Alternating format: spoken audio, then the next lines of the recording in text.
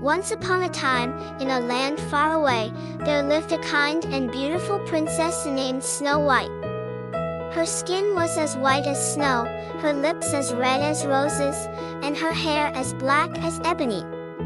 Snow White lived in a grand castle with her father, the king, and her stepmother, the queen.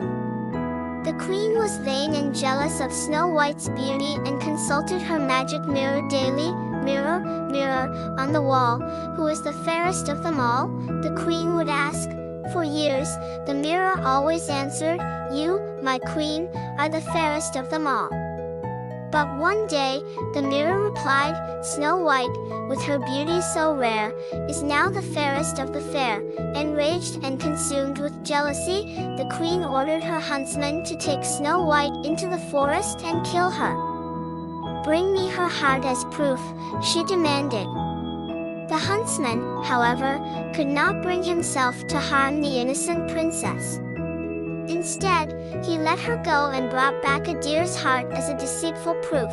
Lost and frightened, Snow White wandered through the forest until she came across a tiny cottage. Curious, she knocked, but there was no answer. She stepped inside to find 7 small beds and a cozy living space. Exhausted, she lay across 3 of the beds and fell asleep. When the owners of the cottage returned that evening, they were surprised to find Snow White. These 7 kind-hearted dwarfs, named Doc, Grumpy, Happy, Sleepy, Bashful, Sneezy, and Dopey, listened to her story and decided to protect her from the evil queen. Days turned into weeks, and Snow White grew happier with the dwarfs. She helped them with their chores and cooked delicious meals. However, the queen soon discovered Snow White was still alive through her magic mirror.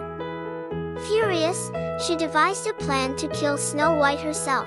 Disguised as an old peddler woman, the queen visited the cottage while the dwarfs were away and offered Snow White a beautiful, poisoned apple. "One bite, dearie, and all your dreams will come true," she cackled. Unaware of the danger, Snow White took a bite and fell into a deep, death-like sleep. When the dwarfs returned, they were heartbroken and placed her in a glass coffin, believing she had died. Days turned into seasons. And one day, a prince from a neighboring kingdom, who had heard tales of Snow White's beauty and kindness, came to see her. Struck by her serene beauty, he leaned down and kissed her gently.